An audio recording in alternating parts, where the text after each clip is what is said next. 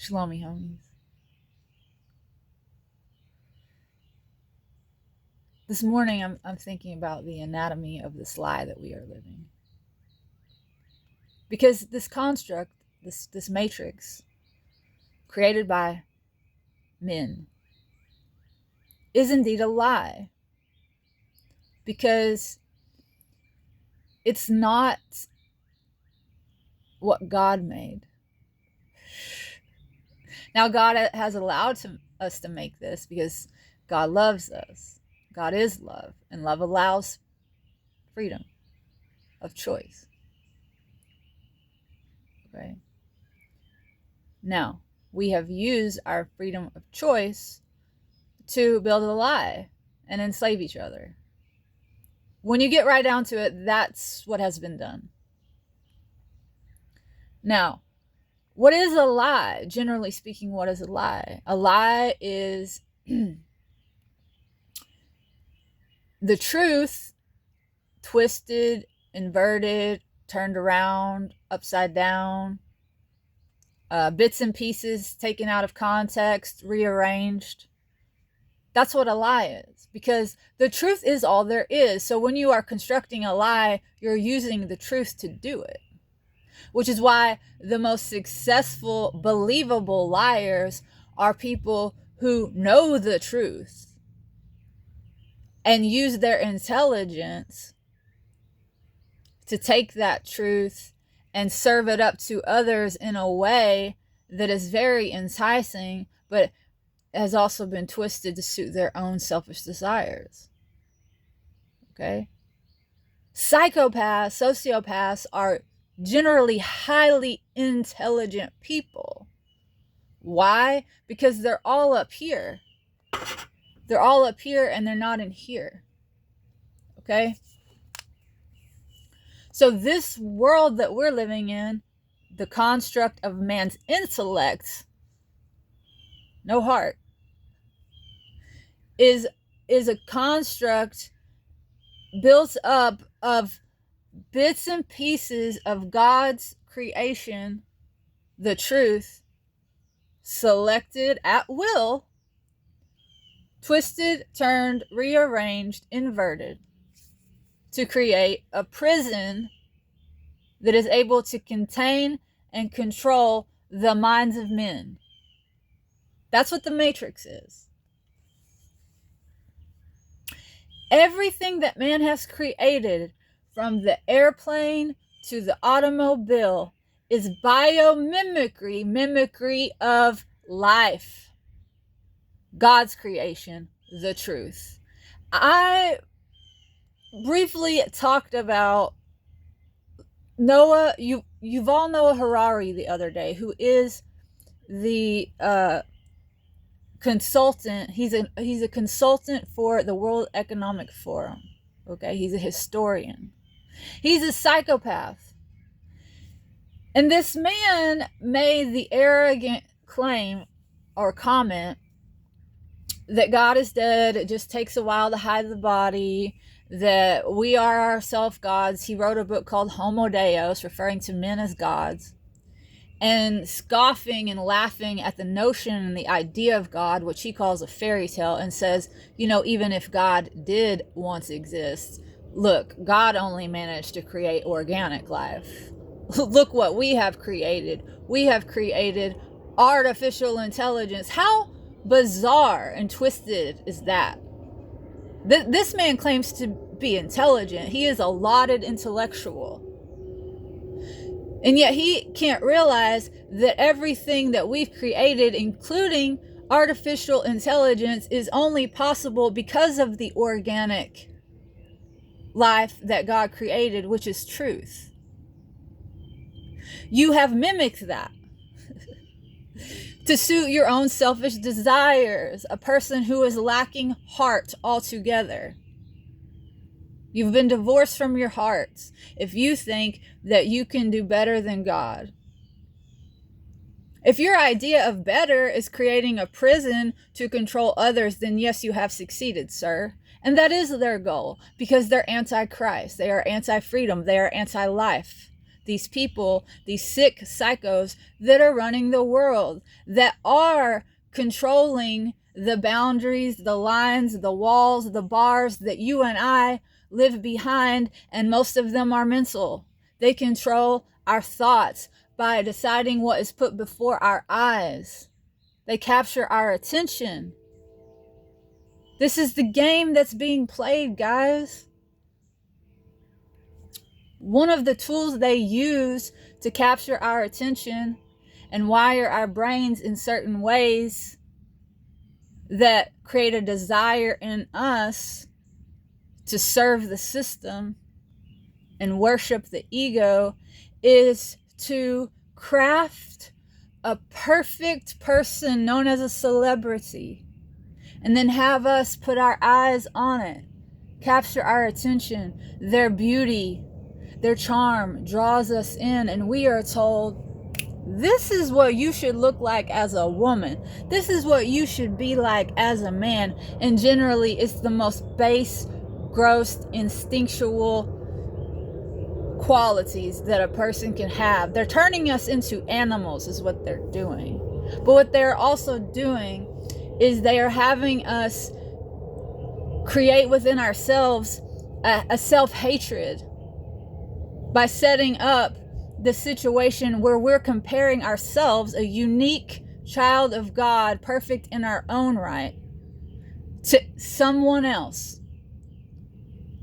When you are approaching life in that way, what you're going to do is you're going to create a situation where you start suppressing and denying any aspect of yourself that's not like this ideal celebrity, the handful of celebrities that have been put before us. None of us are like any of each other, okay? So all of us are going to have so much of ourselves suppressed, denied. Our shadows become huge. Our egos become huge. That's what the ego is. It's these wounds that are created by not embracing the truth ourselves. And the system tells us, it teaches us to do that, to hate ourselves. And this is also why you see the celebrity get torn down. Like, we worship them, we worship them, we worship them until we want to murder them because it feels good. Because secretly we hate them because we can't be them. Because we're not them. You can't be anyone you're not. You see, our whole culture is narcissistic. Like, if you study psychology and you come to an understanding of narcissism, you'll see that, okay, let's pretend that we're one big family and the political parties, Republicans and Democrats, are mommy and daddy, okay? If you have narcissistic parents, one of the things that they do is they triangulate their children. They set them against each other. That's why we have a two-party system, because it's the easiest way to control and divide people. Right? Just have two.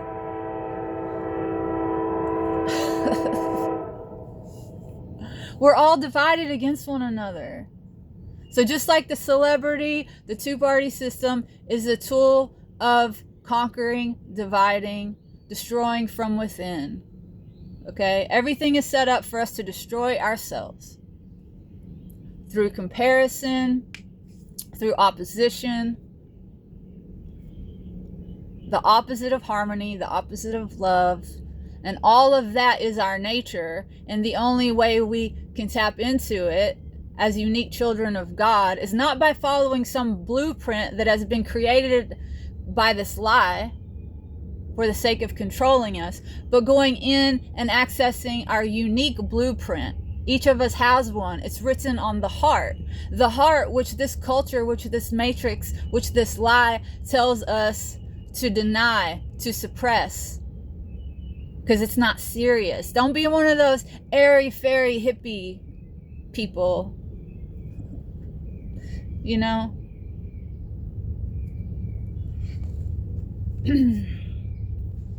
And labels are like that are bullshit. It's a way for us to write each other off. It's just another weapon.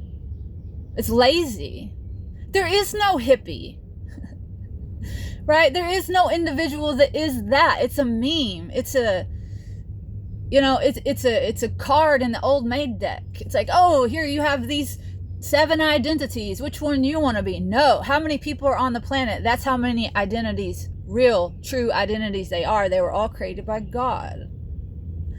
The anatomy of a lie is taking the truth, which is all there is, cutting it into pieces, rearranging it, turning it upside down to suit your own selfish desires. And the only kind of person that has an impulse to do that is a person serving the lie. The darkness, Satan, the egregore of our egos. The only way we defeat this is by overcoming our own ego.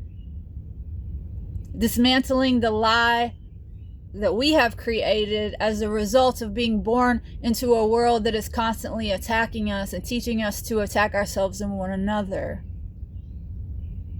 There's no way to wake up from this, to overcome it, to step into the truth by continuing to serve it. You've got to find a way to get out. That's it. If you're handling a toxic substance, you're going to get sick. Okay, this is a toxic substance that we are swimming in, so we got to climb out of this toxic substance. Okay?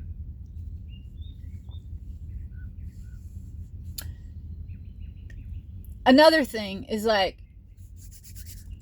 when you commit yourself to that work, okay, it's important that you surround yourself with other people who are committed to that work, because if they're not, they are tantamount to a toxic substance. Interacting with other people who are engaging with the lie and serving the lie, if you are interacting with that, then you are constantly going to be being lied to by that person, even if they don't know they're lying, if they're not doing it on purpose. If they're eating the lie, they are the lie, and that's all they can serve up to you.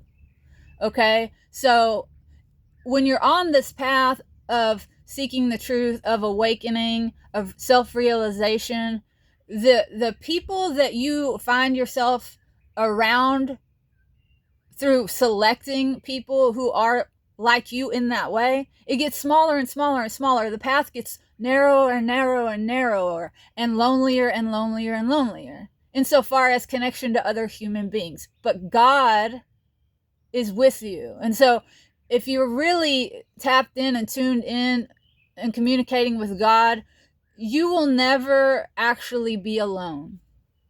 Okay, you may sometimes long for human connection because that's natural to do. But I was never more lonely than when I was surrounded by people who were serving the lie. And we were all lonely. Everybody in this world that's serving the lie is lonely, and that's on purpose. So, it's always one thing that's always a red flag for me, like when I'm hanging out with somebody, is if they start comparing themselves to me.